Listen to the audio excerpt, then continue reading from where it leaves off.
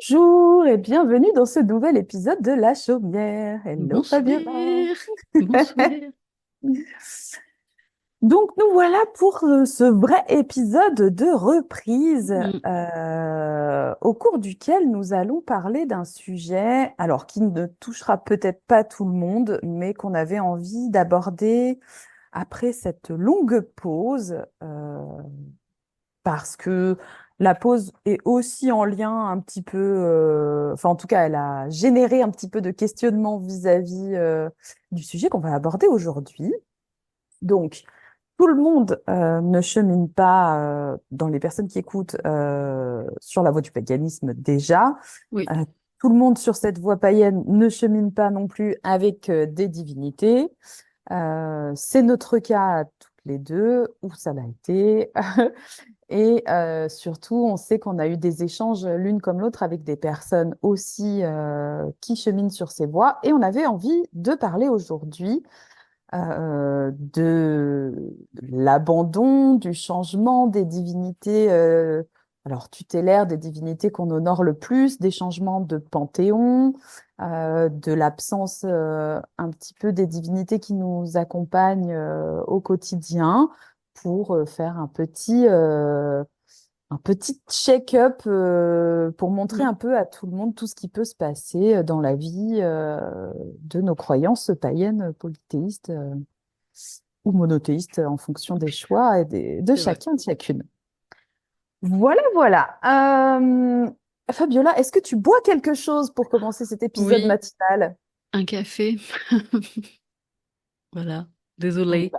Non, mais c'est le matin, hein, on Parce est que là, il faut en ce moment.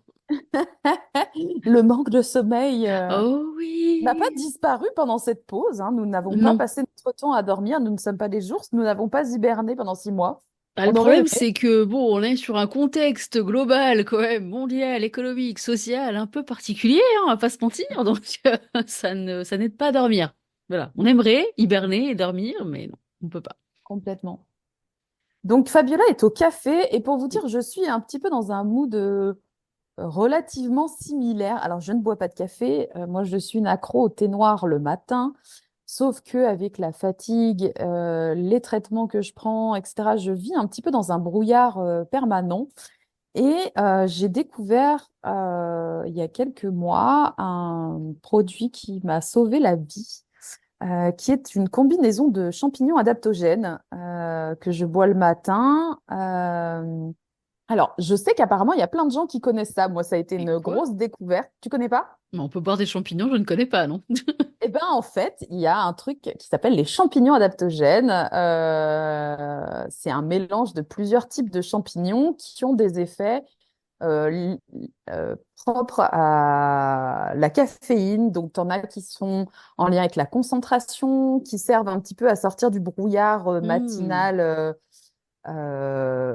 Voilà, donc là, c'est une combinaison de 8 différents types de champignons et de vitamines avec un arôme cacao, donc que je bois le matin Ah ouais. avant mon thé. Donc c'est une poudre, hein, donc je la mélange avec un moitié d'eau et moitié de lait végétal parce que j'avais testé Calo au début et en fait ça faisait un petit peu trop aqueux. Ouais, j'imagine. Le mélange entre les deux fait que c'est pas lourd comme un chocolat chaud épais, voilà. Mais et en fait c'est vraiment ça qui m'a permis euh, de sortir ma tête au cul. Oui, non, mais disons les termes, hein. La tête du dans le cul le matin, tout le monde là, hein. Voilà, et qui m'a permis de finir mes multiples projets quand je faisais des nuits Hmm. blanches pour rendre mes écrits ces derniers mois, etc. Vraiment, c'est un truc qui a changé ma vie. Donc, je me suis dit que ça pouvait être intéressant d'en Bah parler. écoute, je note, Ça reste un clairement. produit naturel, voilà, c'est des Euh, poudres de champignons, donc voilà. Je sais que ça se vend souvent à l'unité, différents types de champignons adaptogènes. Là, le fait que ce soit combiné, c'est vraiment fait pour les personnes qui travaillent à la maison, pour éviter de se disperser, pour aider un oui, petit peu à la concentration. ça focus un peu. Mm, mm. Donc voilà, Ok. c'est une marque qui s'appelle Space Good, donc les colis me sont envoyés d'Angleterre. Ok. Il y a Et des frais de douane dessus? eh ben non. Ok. Alors, j'en ai eu la toute première fois parce que c'était un colis qui avait une valeur un petit peu plus élevée sur le premier Hmm. pack que j'avais commandé en plus Pas des foufou. mélanges. Il y avait vous savez, un touilleur à lait, là, un truc qui va super vite pour Mhm. bien mélanger la poudre. Il y avait une boîte pour le conserver. Il y avait une tasse thermos, etc. Donc, du coup, le colis avait un peu plus de valeur. J'ai dû payer, je crois, 8 euros de douane. Et après, c'est un abonnement, ça se renouvelle tous les mois. Et je reçois mon sachet tous les mois et j'ai pas de douane dessus. Donc, Ok, c'est cool. en vrai, moi qui supporte pas le goût du café, ça a vraiment été une super bonne alternative. Et il n'y a pas ce côté genre hyper excitant d'un coup Hmm. et puis qui retombe. Là, c'est vraiment un truc où, par contre, faut le faire un petit peu en cure, quoi. Parce qu'il y a eu Oui, des fois où je le buvais une fois un matin et puis pas pendant une semaine. Et en fait, ça ça n'a pas le marche temps de pas. s'adapter, voilà, à notre organisme, donc ça ne marche pas. Donc j'essaye de m'y tenir et de boire ça tous les matins. Très bien, bah c'est Voilà, cool. c'était la petite pub matinale. Très bien, bah c'est Voilà, cool. voilà. Revenons au vif du sujet. Donc aujourd'hui, on voulait vous parler des personnes qui, en cheminant sur une voie pour lesquelles on s'accompagne d'une divinité, on vit des changements vis-à-vis de nos perceptions, vis-à-vis de nos croyances, vis-à-vis des divinités qu'on va honorer. Je parle de divinité, mais en fait, plus globalement, je vais même Entité. intégrer tout ce qui est entité, Hmm. esprit de l'autre monde. Enfin, moi qui chemine sur la voie irlandaise, on a des esprits qui viennent du Sud, donc de l'autre monde, qui sont pas des entités divines, mais qui sont des esprits qui nous accompagnent aussi beaucoup à la maison. Donc voilà, c'est vraiment une globalité. Euh, Fabiola, est-ce que tu veux commencer à nous parler un petit peu de ton expérience vis-à-vis de ça, parce que c'est quelque chose que tu as vécu L'année dernière, ouais. ouais, l'année dernière. Parce que toi, tu nous en avais déjà parlé, tu cheminais sur la voie du paganisme grec, sur Mhm. l'hellénisme, tu honorais Hermès ainsi que d'autres divinités, mais Hermès c'était ta divinité Oui, principal. principale. Que s'est-il passé dans ta vie, Que dans tes s'est-il passé? croyances? Ils ne sont plus là, voilà ce qui s'est passé.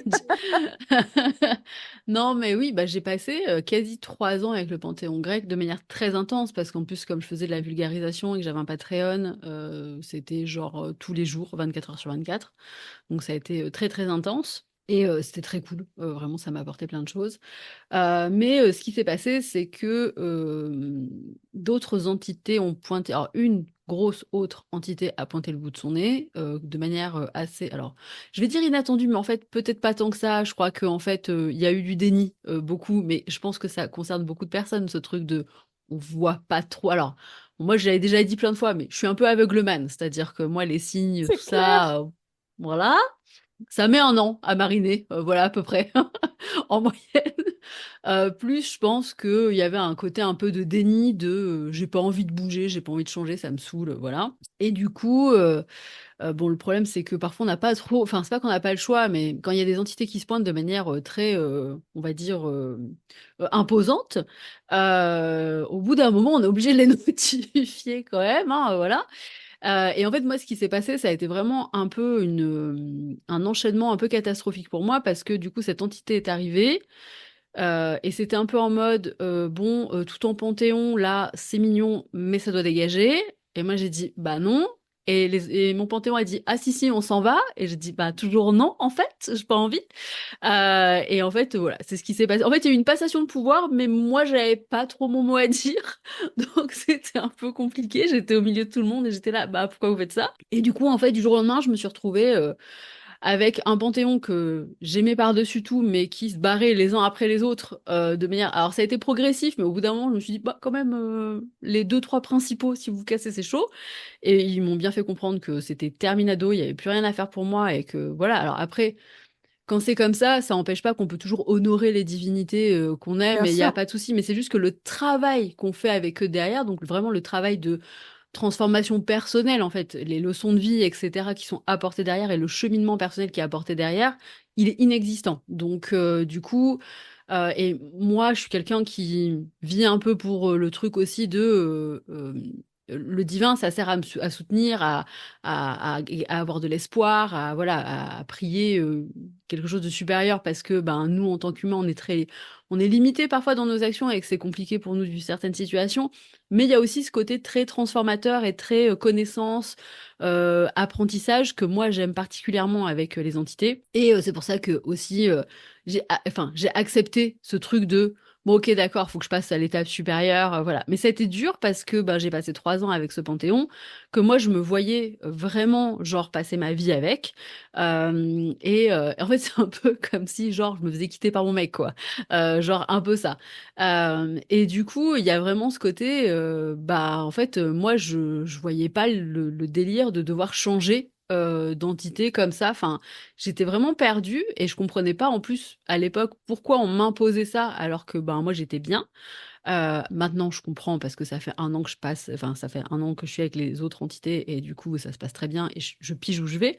Mais sur le moment c'est violent, c'est-à-dire que quand on est sur un chemin où on est bien, on a envie d'y rester parce qu'on est bien et on a un bon rythme. Moi j'avais un bon rythme avec mes divinités, ça se passait enfin ça se passait super bien. Du jour au lendemain, quand on te dit bon, par contre, on s'en va, tu fais bah non, pas trop, non. Je suis pas d'accord, moi. Personnellement, voilà. Donc j'ai eu une grosse période, bien, j'ai mis 6 mois, je pense, ou ouais, peut-être ouais, 4 à 6 mois, où ben du coup je refusais de travailler avec les nouvelles entités parce que j'étais genre bah, déjà pas bien d'avoir perdu les miennes à la base, enfin mon panthéon. Parce que du coup, quand ça se passe, enfin vraiment, moi je recevais du coup plus de messages, je ressentais plus rien. Ils étaient partis, genre vraiment quoi. Et du coup, ça fait une coupure nette tu te dis bah ok.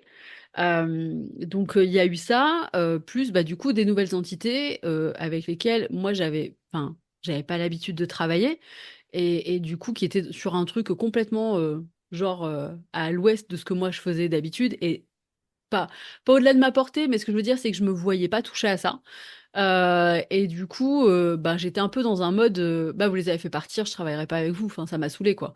Et du coup, pendant un moment que j'ai un peu boudé, j'avoue, et j'étais dans le déni, j'étais en mode, ben, puisque c'est comme ça, je travaille avec personne, et puis voilà, ça me saoule. Et en fait, bon, petit à petit, on retrouve un peu, on arrête de chouiner, et on revient dans le truc.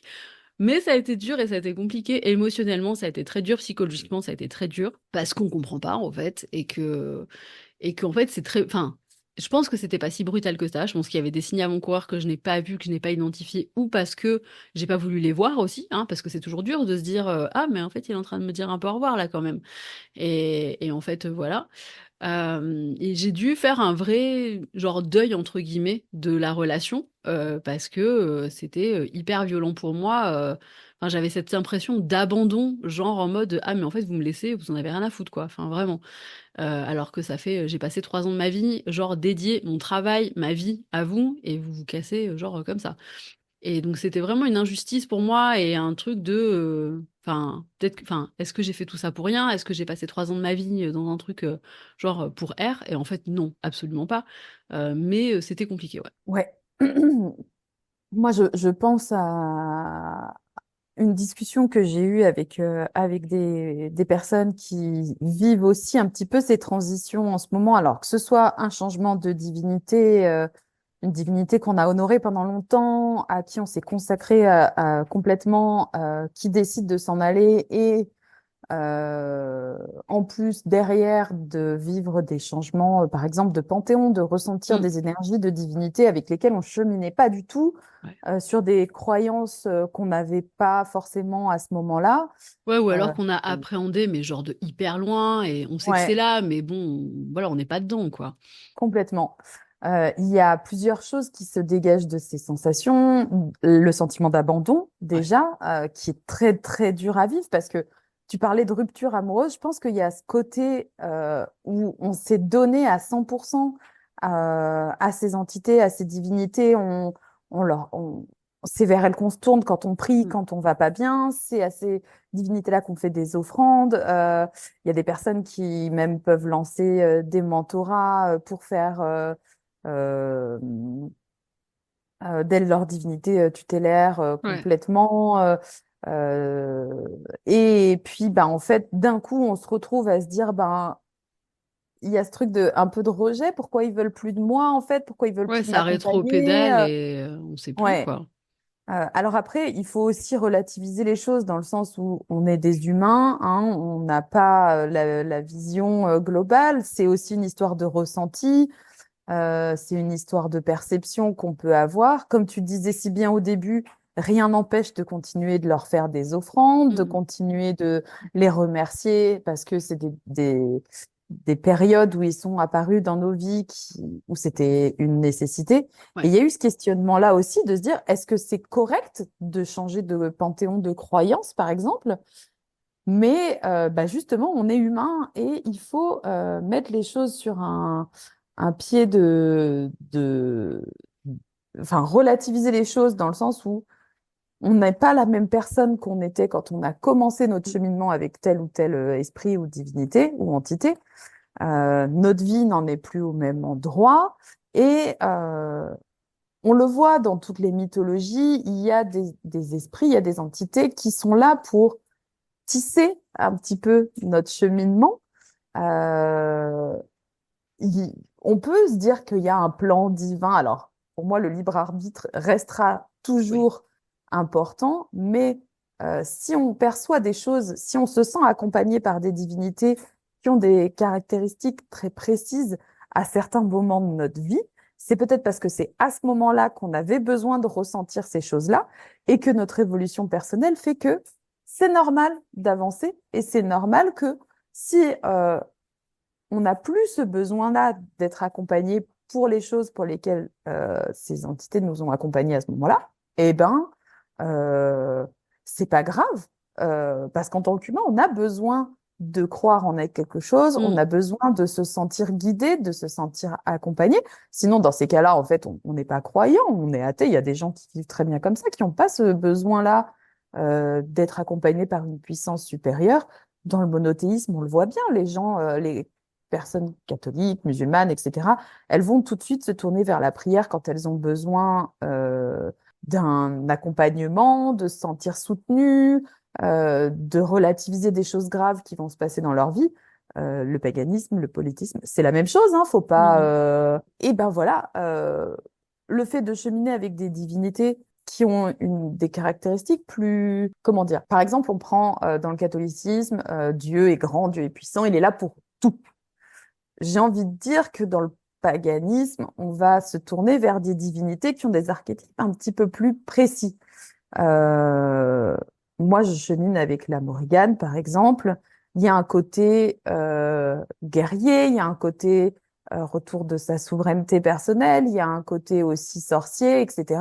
C'est différents aspects qui sont une nécessité dans mon chemin personnel, liés à la maladie, liés à la légitimité, par exemple, liée à la retrouvaille avec soi-même en tant que personne après des problèmes de santé importants. Enfin, c'est comme ça, en tout cas, que moi, Mm. je perçois ma relation avec elle. Mais si un jour, sait-on jamais, je guéris de tout ça, je n'ai plus aucun problème là-dessus, bah, peut-être que je sentirai que mon chemin avec elle est terminé et que j'aurais besoin d'autre chose. Donc voilà, si aujourd'hui, sur votre chemin, vous travaillez avec des esprits, des divinités, euh, parce qu'elles vous accompagnent pour un moment précis de votre vie et que ce moment se termine, est-ce que ça veut dire que vous ne devez plus, du coup, croire à être accompagné par quelque chose ou est-ce que c'est pas grave d'aller chercher du soutien pour autre chose auprès d'autres divinités, auprès d'un autre panthéon? Moi, ça me choque Mm. pas. C'est le chemin de vie d'un être humain globalement. Et puis, il y a une remise en contexte à faire aussi, parce que je pense que ce qui crée la culpabilité parfois de ce genre de chemin, c'est-à-dire de se dire, parce que socialement, c'est quand même compliqué, Mm. tu vois, de dire, j'ai changé de panthéon, voilà, etc.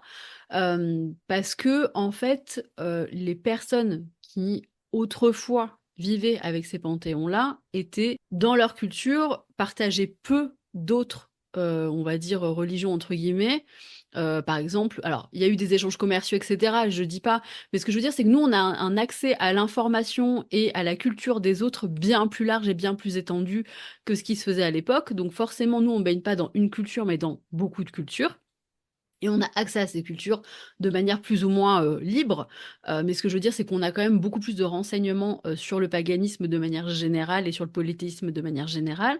Et donc, c'est pas déconnant que maintenant, là, dans notre contexte, on ait aussi, euh, en identifiant du coup des archétypes ou des choses qui se portent à nous, quelque chose de plus large et de plus varié parce que ben, en fait, on sait que il existe d'autres entités que juste celles qu'on nous Oui, impose devant le nez. Tu vois ce que je veux dire? complètement. C'est-à-dire qu'en Grèce antique, admettons, genre, je sais pas, il y a une entité qui va, je sais pas, être maîtresse de la chasse, etc. Bon, bah, les Grecs vont pas se poser la question, c'est forcément Artémis. Sauf que nous, maintenant, on a le choix de se dire, ok, mais en fait, je peux affiner encore plus ce truc parce que peut-être que c'est pas elle et peut-être que c'est une autre entité d'une autre. Voilà. Donc, nous, on a ce truc-là aussi de d'avoir un panel beaucoup plus varié entre guillemets et donc de pouvoir aussi, ben choisir, c'est un grand mot, mais ce que je veux dire, c'est affiner nos recherches de manière à se dire, ah, en fait, c'est peut-être pas l'entité la première à laquelle je pense qui est là, Oui. et c'est peut-être quelqu'un d'autre, en fait. Mais pour moi, c'est pas déconnant parce qu'en tant qu'être humain, là, maintenant, bah, on a accès à ces informations-là et donc forcément, elles nous sont envoyées aussi un peu plus facilement, j'imagine. Mm, mm. Après, ça n'est qu'une théorie, je ne suis pas dans la tête du divin, on est bien d'accord. Non. Après, il y a aussi le fait que à l'époque, bah, comme tu dis, ils n'avaient pas forcément accès à d'autres informations sur les dieux qui étaient vénérés dans d'autres pays, etc.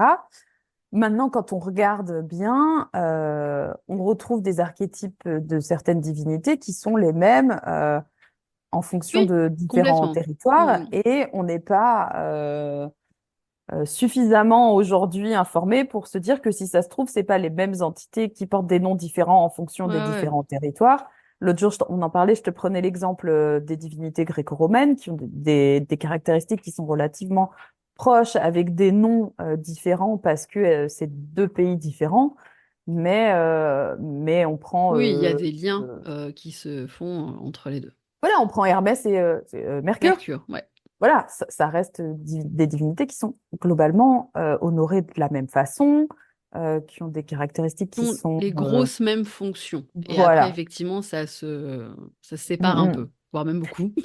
Après, si on fait de la pratique un petit peu sorcière dans sa vie, en plus des croyances païennes, je pense qu'on peut aussi s'aider de différentes méthodes pour justement affiner un petit peu. Hmm. Euh, Moi, par exemple, j'ai une amie qui a vécu ça, qui a eu des perceptions au niveau de rêves, au niveau des au revoir de sa divinité, de l'accueil de son nouveau panthéon.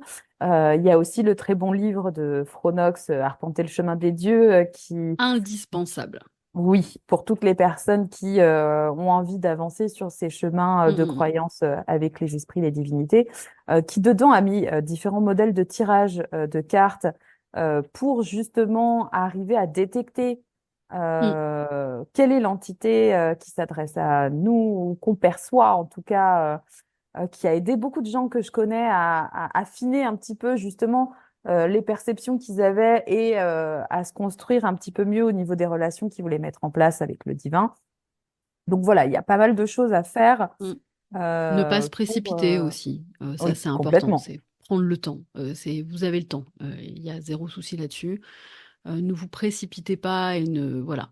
Personnellement, moi, ça fait ben, depuis 1 an et demi là que le changement du coup s'est fait.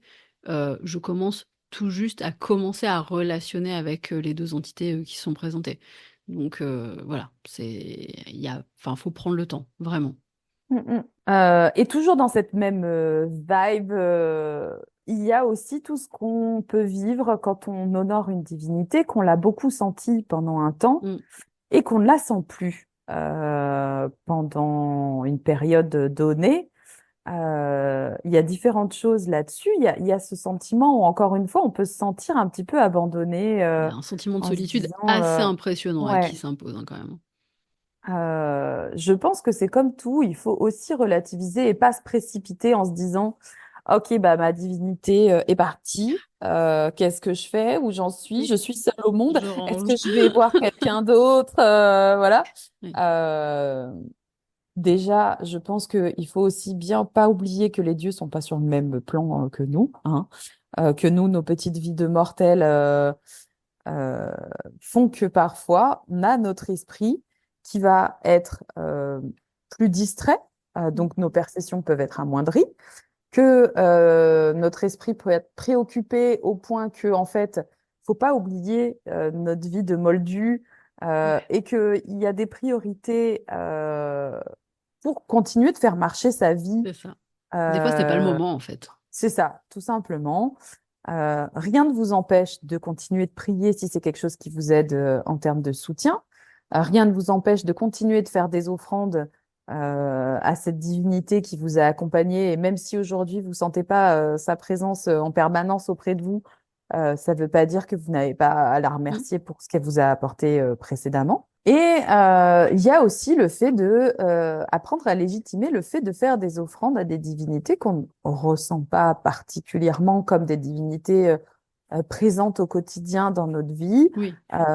mais auxquelles on se sent lié parfois pour une raison X ou Y, ou parce que c'est la bonne saisonnalité qu'on a envie d'en leur envoyer une Parfois, il pensée. y a des périodes, ouais. Enfin, je veux dire, je reprends l'exemple du catholicisme parce que c'est le plus facile à voir pour les personnes. Mais on voit très bien quand... Moi, j'adore visiter des églises. Depuis que je suis en âge d'être plus punie parce que je n'avais pas le droit de rentrer dans des églises quand j'étais petite. On voit des cierges allumés dans différentes églises, pas forcément pour Dieu, mais pour les saints que ça peut représenter. Parce que les gens ont une demande, parce que les gens veulent remercier par rapport à une maladie, par rapport à quelque chose. Personnellement, c'est quelque chose que je comprends complètement. Avec mes enfants, par exemple, moi, je chemine pas avec le petit peuple parce que euh, c'est un peu compliqué. On en parlera un jour, mais c'est pas forcément le chemin que j'ai envie de prendre, Ils même disent si note les petites feuilles parfois, avec les paillettes. voilà, non, non, non. Mais mes enfants, c'est quelque chose qu'ils apprécient beaucoup. Donc voilà, ils ont un hôtel chez nous dans le jardin. On leur fait des offrandes régulièrement. C'est plutôt une relation familiale qu'on a avec eux pour qu'ils se sentent bienvenus chez nous, qu'ils sachent qu'ils ont une Mm. place dans notre jardin, dans notre foyer, etc. De la même manière, en fonction de certains sabbats, je vais faire des offrandes à certaines divinités qui sont pas forcément présentes tout au long de ma vie Mm. dans le courant de l'année, mais tout bêtement, à Imbolc, on fait des offrandes pour Brigitte, à Lita, on fait des offrandes à Aine, la reine des fées, parce que pour nous, c'est la période où elle est là et on a envie de la simplement de l'honorer, en fait. Voilà, on Ouais, lui demande c'est de ça. rien. On sait que c'est une période où sa présence est un petit peu plus forte, donc on a envie de lui montrer qu'on pense à elle. Et, euh, et ça, c'est aussi quelque chose qui, pour moi, on peut légitimer sans se dire que on est obligé de construire une relation de ouf avec une divinité ou un esprit, parce qu'on est obligé de faire comme ça, parce qu'on doit lui faire un autel monumental. Oui, Et en fait, il y a, enfin, même si j'entends que ça fasse beaucoup fantasmer, ça, c'est pas un souci, parce que c'est ce qui est mis en avant le plus, c'est ce qui est, on va dire, le plus vendu, entre guillemets. Alors, je mets des gros guillemets hein, sur les réseaux sociaux, mais en fait, avoir des relations, on va dire, occasionnelles, saines, avec des esprits de temps en temps dans l'année au fil de l'eau, c'est tout aussi bien que d'avoir une divinité tutélaire. Genre vraiment, il n'y a pas de meilleure ou mauvaise relation en fait, quoi. Il n'y a pas de comparaison à avoir. Et c'est ok. Enfin, pour moi, c'est pas moins beau d'avoir ce genre de relation occasionnelle avec des esprits si c'est très sincère et que genre voilà, ça vous fait du bien et que vous vous y retrouvez quoi. Enfin, je veux dire, voilà, il y a pas d'injonction en fait à avoir des entités qui nous suivent tout au long de la vie et voilà quoi. Et de la même manière, et ça c'est quelque chose de très important, la parole divine de j'ai reçu le message sacré de telle divinité qui m'a Nope. choisi pour être son porte-parole, etc. Euh, Peut-être que ça vous est arrivé et c'est tant mieux pour vous Mais c'est et rare. bravo. Une relation, qu'elle soit avec un être humain, qu'elle soit avec un esprit, qu'elle soit avec une entité, qu'elle soit avec une divinité, ça se construit Mm, et mm, vous pouvez faire le choix d'honorer quelqu'un euh, par choix mm, sans avoir aucune perception jamais de leur présence. mm, mm. Et c'est OK complètement de dire, moi, ce qui est le plus important chez moi, c'est mon foyer, J'y mets tout l'amour possible. La flamme de mon foyer, c'est ma cuisine. Dans ma cuisine, j'ai envie de construire un hôtel à Estia euh, Bah, parce que go. euh, parce que c'est exactement cette chose-là qu'elle représente que j'ai envie Mm, de dégager chez moi. Donc, je vais lui faire des offrandes pour lui montrer que euh, c'est mes croyances qui vont dans cette direction-là et d'honorer cette divinité toute votre vie et d'avoir toujours une pensée pour elle et d'avoir toujours une offrande à lui faire, etc., sans jamais l'apercevoir, sans jamais dire j'ai ressenti un truc, j'ai eu un message dans les cartes, j'ai eu un mm. truc. Mm. Et c'est complètement OK en fait. Et puis je trouve que Euh, ce je- type de dévotion est vachement, enfin, c'est bien plus beau au final, je trouve, parce qu'il y a vraiment Parce un qu'il n'y a côté, aucune attente, genre, c'est ouais, c'est inconditionnel et c'est sans, ouais. voilà, c'est sans condition de la part de la personne. Et c'est grave cool, en fait. Enfin, genre vraiment, c'est des relations qui sont super belles, en fait. Mm, mm. Et qui, en plus, apportent spirituellement énormément, en fait, vraiment, quoi. Donc du coup, et puis c'est très bien. Enfin, en fait, si vous voyez, si vous avez une divinité ou une entité avec laquelle vous sentez que vous vibez un peu, qu'elle va vous apporter des choses au niveau, voilà, je sais pas, réconfort dans la vie, etc. Complètement. Au niveau même de sa mythologie, que si vous l'étudiez, vous allez apprendre des choses, etc. Et ça va vous faire un peu des leçons de vie et tout. Mais allez-y, en fait. Enfin, c'est trop bien de faire ça. Et il n'y a pas d'élu, en fait. En vrai, c'est pas. Et on va pas se mentir, le fait de se faire choisir est parfois pas très confortable et parfois très très dur. Aussi, complètement. Et vraiment, il y a des moments où on se dit non mais foutez-moi la paix quoi. Enfin, j'ai pas envie en fait quoi. Donc C'est un travail très ingrat c'est d'être par exemple, toutes les personnes qui font de la prêtrise, Mm, qui mm. doivent transmettre C'est des dur, messages, c'est très etc. dur. Mais ça, c'est un sujet pour une autre, Mm. pour un autre épisode, je pense. C'est voilà. Moi, de mon côté, j'ai fait le tour de ce que je voulais partager là-dessus. Est-ce que c'est OK pour toi Oui, aussi? on a fait un joli tour, c'était chouette. Voilà. C'est pas forcément le sujet le plus simple pour recommencer le Mm. podcast. Et en même temps, ça vibe un petit peu avec tout ce qu'on a traversé aussi ces derniers mois pendant la pause et même avant. Mm. Bah, Et pendant c'était même. important, et pendant. C'était important aussi pour nous de faire un partage là-dessus parce que c'est quelque chose qu'on ressent un petit peu plus fort, ou en tout cas Mm. peut-être que les gens osent plus en parler ou qui se questionnent plus dessus. Donc voilà, on avait envie de partager autour de ça. N'hésitez pas à nous faire des petits messages en commentaire pour partager vos expériences, vos ressentis, votre avis. Vous pouvez avoir un avis complètement différent du nôtre et le Mm. partager, ça serait hyper cool. Parce que ben, pour toutes les personnes qui auront écouté et qui laisseront un commentaire ou qui iront lire les commentaires, ça peut être un petit point en plus Tout euh, à fait. De d'avoir toute vos façon, il avis n'y a pas là-dessus. de parole vérité. Donc chacun, c'est ça d'être avec l'intangible. Hein. De toute façon, tout le monde a son opinion et ses Mhm. ressentis et c'est OK, il n'y a pas de souci. Tout à fait. Et ben voilà, je pense Et qu'on ben est voilà, devenu bonne efficace. dame. Et vous vous rendez compte, on avait dit. Ben, écoutez, on se retrouve du coup au mois de septembre pour la rentrée. Mm, mm. Tout à fait. Et on espère que vous aurez un mois d'août agréable, que ça vous aura lancé plein de belles réflexions. Et n'hésitez pas à partager tout ça, histoire que notre Oui. retour se fasse en fanfare. Merci Fabiola d'avoir Ben partagé avec merci, nous. c'était cool de revenir. Oui, carrément. À très bientôt. Bye bye.